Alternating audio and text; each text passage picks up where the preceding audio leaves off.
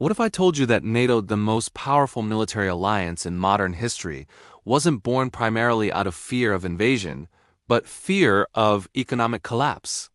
What if the true battlefield of the early Cold War wasn't lined with tanks and missiles, but with empty factories, unstable currencies, and hungry populations?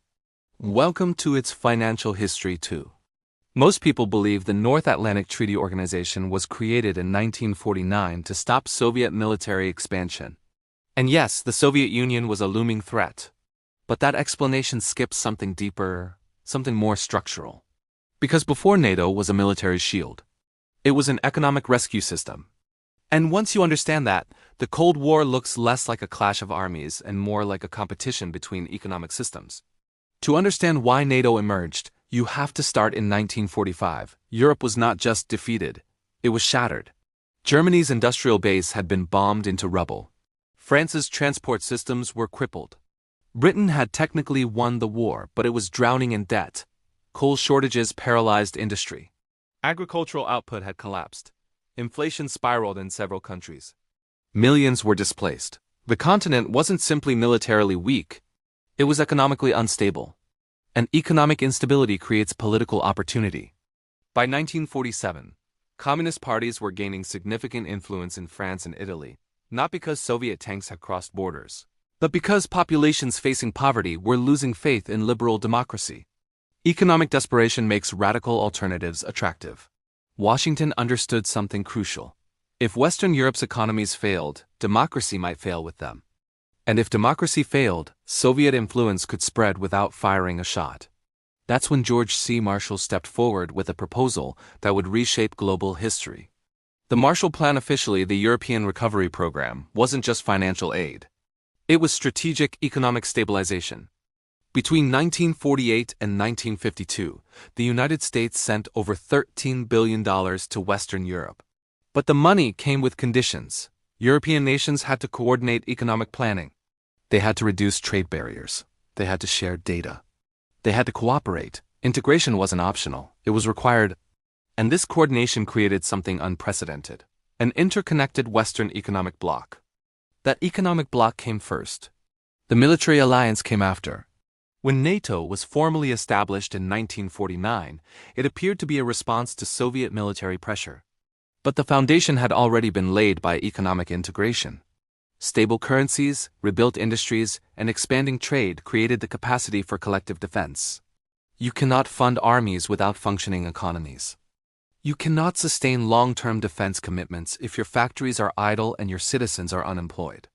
Economic strength was the precondition for military deterrence. And during the 1950s, that strategy seemed to work flawlessly. West Germany experienced rapid industrial growth. France modernized. Italy expanded manufacturing. Trade between NATO countries surged. Living standards rose dramatically. The alliance wasn't just a security pact, it was an economic ecosystem anchored to the United States. The US dollar became central to global trade. American markets absorbed European exports. Capital flowed across the Atlantic. Financial stability reinforced political unity, cause and effect. Economic recovery reduced political extremism. Political stability strengthened military cooperation. Military cooperation reinforced geopolitical containment. But no system is immune to strain. By the late 1960s, the economic engine powering NATO began to wobble. The United States was spending heavily on the Vietnam War and domestic programs. Trade deficits widened. Gold reserves drained under the Bretton Woods system. In 1971, President Richard Nixon ended the dollar's convertibility to gold, effectively dismantling the Bretton Woods monetary order. Currencies began to float. Inflation surged globally. Oil shocks in 1973 intensified the crisis. This wasn't just an economic adjustment.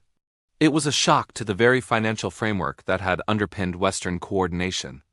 As inflation climbed into double digits in several NATO countries, defense spending became politically controversial. Economic pain shifted domestic priorities. Governments faced trade-offs between social programs and military commitments. The alliance survived, but it was tested economically before it was tested militarily. The pattern was emerging. When economic stability weakens, alliance cohesion strains. Fast forward to 1991. The Soviet Union collapsed. The existential military threat NATO was designed to deter seemed to disappear. Logically, one might expect the alliance to dissolve. It didn't. Why?